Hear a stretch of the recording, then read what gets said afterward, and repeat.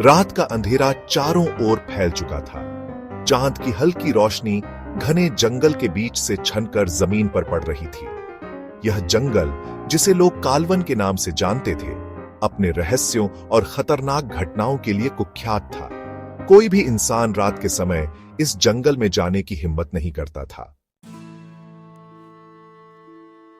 लेकिन रवि, निखिल और आयुष, ये तीन दोस्त एडवेंचर के शौकीन थे।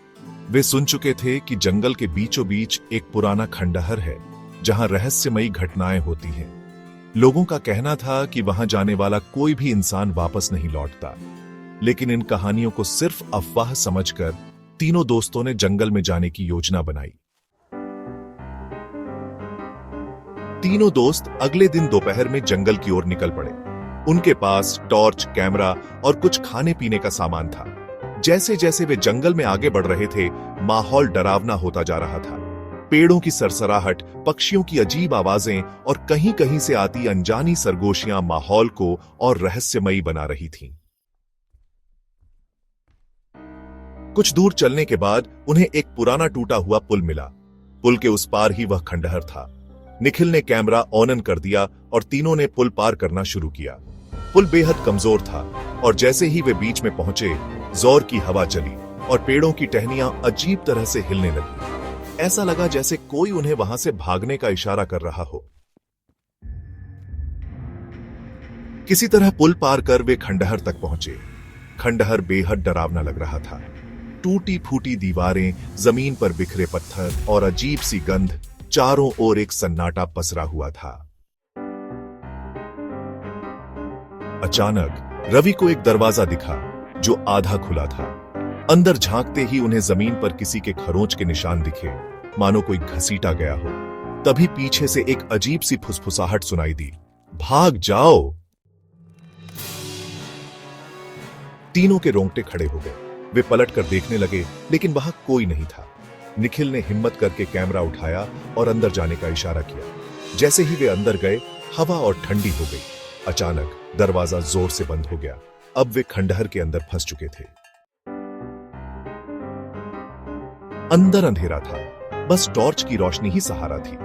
तभी उन्हें एक दीवार पर पुराने जमाने की कुछ चित्रकारी दिखी। उसमें एक आदमी को किसी रहस्यमयी शक्ति द्वारा जंजीरों में जकड़े दिखाया गया था। नीचे एक अजीब भाषा में कुछ लिखा था। अचानक आयुष को ऐसा लगा जैसे कोई उसके पीछे खड़ा है। उसने पीछे मुड़कर देखा, लेकिन वहां कोई नहीं था। तभी निखिल की टॉर्च बंद हो गई और वातावरण और डरावना हो गया। तभी एक धीमी सी हंसी गूंजी। तीनों दोस्त अब पूरी तरह डर चुके थे। उन्होंने दरवाजा खोलने की कोशिश की, लेकिन वह जाम हो चुका था। अचानक एक परछाई उनके सामने से गुजरी।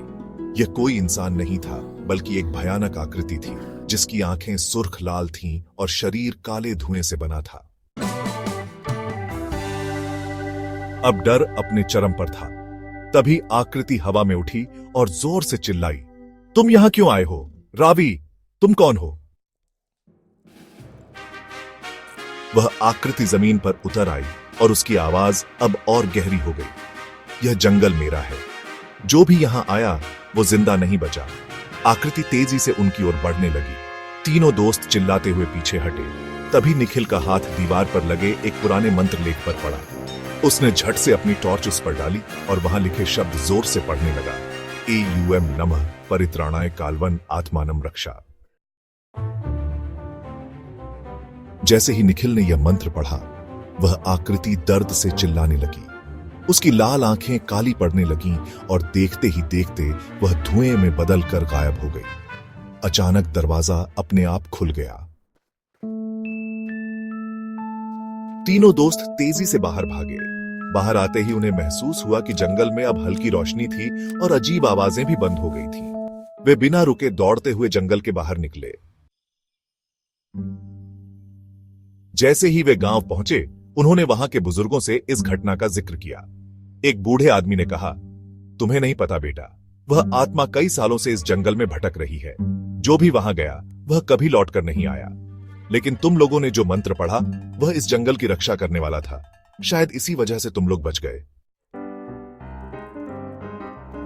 रवि, निखिल और आयुष अब समझ चुके थे कि वह खंडहर और जंगल कोई साधारण जगह नहीं थी। वहां एक भटकती आत्मा का वास था जो किसी रहस्यमयी शक्ति से बंधी हुई थी। उन्होंने फैसला किया कि अब कभी भी इस जंगल में कदम नहीं रखेंगे। यह उनकी जिंदगी का सबसे खौफनाक अनुभव था, जिसे वे कभी नहीं भूल सकते थे। लेकिन जंगल का रहस्य अभी भी बना हुआ था। समाप्त।